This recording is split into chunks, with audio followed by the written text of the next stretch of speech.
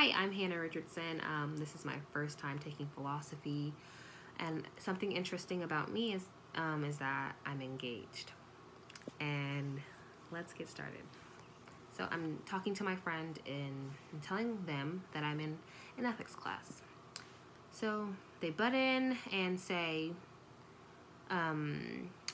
studying philosophical ethics is unnecessary because their religion provides clear and definite answers to all moral questions, like drawing on non-religious sources seems disrespectful to their faith. I understand that. You are definitely entitled to your own opinion. You're definitely entitled to your own faith. You have your own beliefs. First Amendment, of course. I would say I believe in God as well, but you have to see through other point of views to like make decisions in this class, you know? Not like in this class, but like make decisions. So I would say I believe in God, yes. But God won't hate you for hearing me out for trying to explain what I've learned in these 2 chapters. So let's start right there. So philosophical, I'm going to explain to you what philosophical ethics is. Hear me out.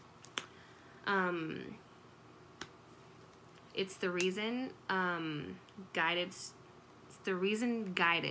study of what we morally ought to do, said in the book. And also it's said in the book, Ethics in a Nutshell. It can also heighten your moral sense and uncover the complexity of what once was perceived simple and clear issues. So it like digs deeper. You know, like it said in the book, it isn't going to replace the method you use, like a person uses to make a decision or anything. It's just talking about how it's replacing it. Well, it's not replacing it. Sorry. Scratch that. It wants you to look through the philosopher's point of view on how to like decision make, go through the process of all that. Because philosophers actually do their moral assessments according to the book. They construct their arguments. So first, like they can be like a conclusion starting. They start from their premise and then they go on. And as said in the video, an argument is nothing more than a series of claims called premises, like I just said. So that's how a philosopher can make their claims. So yes.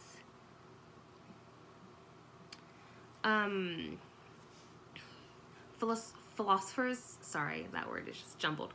Philosophers use the scientific method to make, it's not like the scientific method, but like the steps they go through to make like decision making is kind of mirrors scientific method. So going through those steps helps them decision make, if that makes sense. I believe, so the next question is, I'm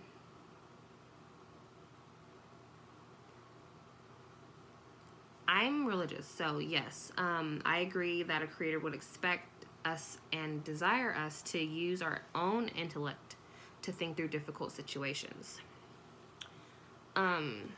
Because growing up in church, like we were taught not to do anything bad, say anything bad, so obviously I know right from wrong. Start, obviously. And I know how to decision make, but some people don't know how, and they might need to take an ethics class, church, I don't know, but yes, that's just personally me. And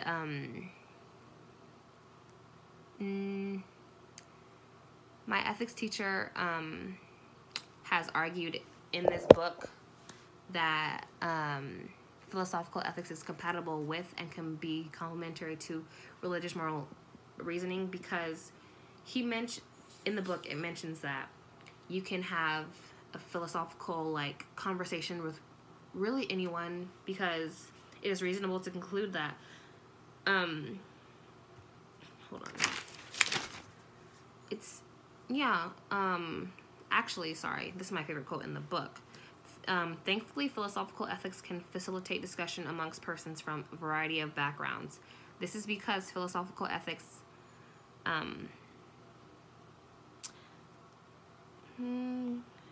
utilizes considerations among everyone and recognizes morally relevant. Sorry. I agree with that totally, and I'm glad that he put that in there, because some people don't know that you can just have a normal philosophical conversation with just anyone because they have different views than you, because they have different religion. They don't have the same religion as you. It's not that difficult to have a conversation with somebody. Maybe you guys will butt heads, but having that conversation will spark something within you that you never know that you had, if that makes sense. So, yes. Is it reasonable to conclude that a creator would desire that we unquestionably defer to an interpretation of holy text?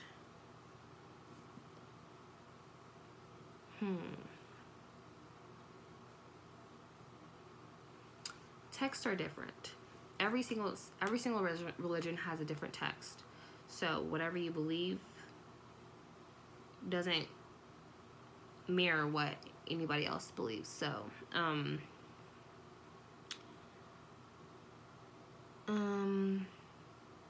we don't have to go back to just thinking of one specific holy text to, make our own decisions. Because some people don't agree with that, to be honest. But I